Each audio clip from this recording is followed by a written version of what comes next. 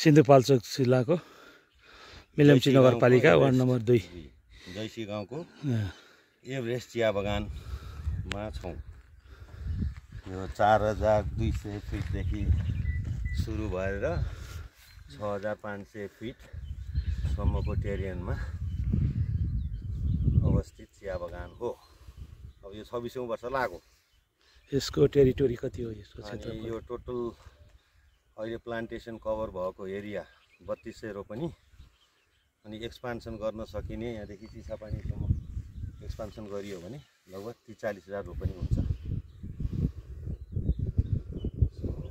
त्यो public private पार्टनरसिपको अहिले यो काठमाडौँबाट ठ्याक्कै मैले उभिएको ठाउँसम्मको यदि एरियल डिस्टेन्सको कुरो गर्ने हो भने चाहिँ 18 किलोमिटर हो। तर हामी साँखु हुँदै जर्सिङ पौवा भएर रोडबाट आउँदाखेरि चाहिँ 37 किलोमिटर एक्ज्याक्टली, त्यो पनि चावेल चोकबाट आएपछि चाहिँ यो चाहिँ जर्सिङ पौवाबाट मेलम्ची पल्लो जाने हो।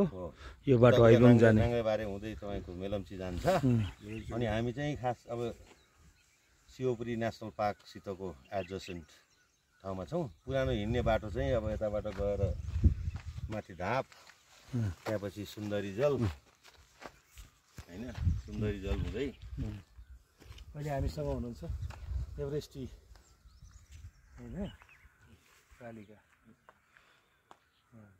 एमडी मोहनगिरीजी हुनुहुन्छ। आज हामी यो दोलखाका सिन्धुपाल्चोकको चाहिँ भोटेचौर होइन मेलम्ची नगरपालिकाको वार्ड नम्बर 2 मा पर्ने यो एभरेस्ट टी गार्डनमा हामी आएका छौँ। विशेष गरी यो गार्डनले चाहिँ काठमाडौँभन्दा ज्यादै नजिकै धेरै थोरै किलोमिटर टेन्टेटिभली 25 किलोमिटरदेखि 35 किलोमिटरसम्म यहाँ आउन सकिन्छ। पर देख्नुहुन्छ गुरुङ गाउँ, यो चाहिँ हैबुङ जाने बाटो हो सिन्धुपाल्चोकको।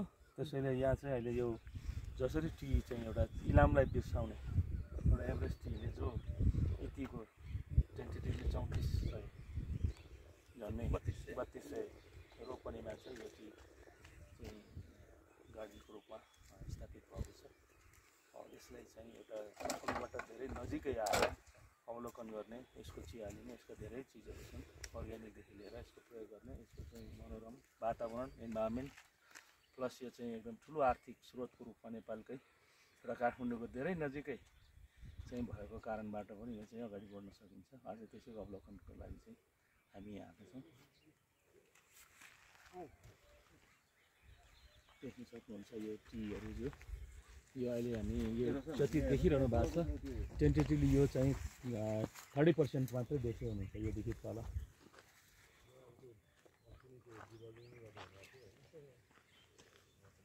अहिले हाम्रो गुरुङ सरले भिडियो खिच्दै हुनुहुन्छ।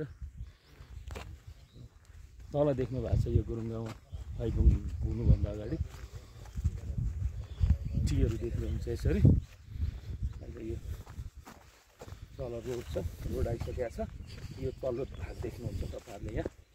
यो चाहिँ वान पार्ट, यो चाहिँ ज्यादै नजिकै भोटेचौरबाट भोटेचौर हो। यो भोटेचौरबाट जस्तै 6-7 किलोमिटर मात्रै पर्छ। यो रोड तिनटै आएको छ, गाडी चल्छ यहाँ।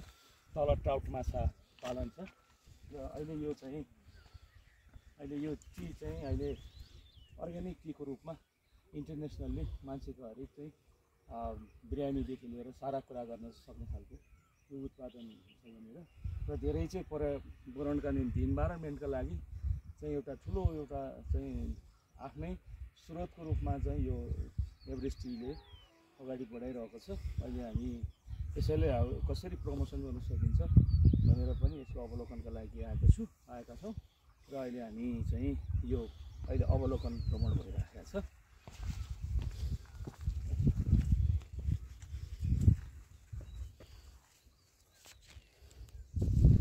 हाम्रो हुनुहुन्छ मनाङबाट आउनुभएको Gurung sir. He is a trekking guide also, owner also.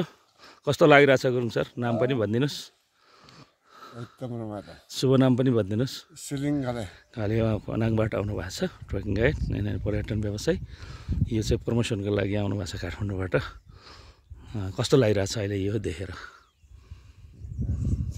त्यतिखेर आउँदाखेरि पनि एकदमै आनन्द so very very quite environment धेरै टुरिस्टहरू आउन सक्ने विदेशीहरूलाई त यहाँ धेरै ल्याउन सकिने जस्तो देखिन्छ नि अब अहिले त मैले बुझेँ आज